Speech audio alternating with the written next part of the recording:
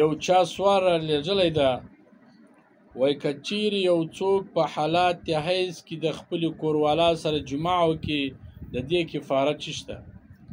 نو ای زما عزتمند وروره، دا ګناه لري، الله ته به توبه باسي او کفاره هم رسول الله صلی الله علیه وسلم ذکر کړې ده.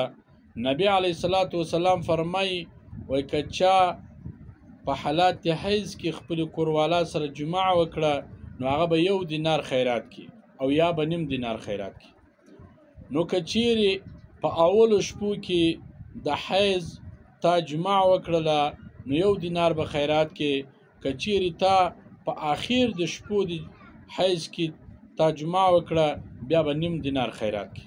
نو داسې مه کوه، دا ګناه لري. کفاره دا ده چې 1 دینار به خیراتوې. هغه دینار به ستا د ملک د روپو سره ګورې چې 2 روپۍ راځي بیا به هغه ته خیراتوې.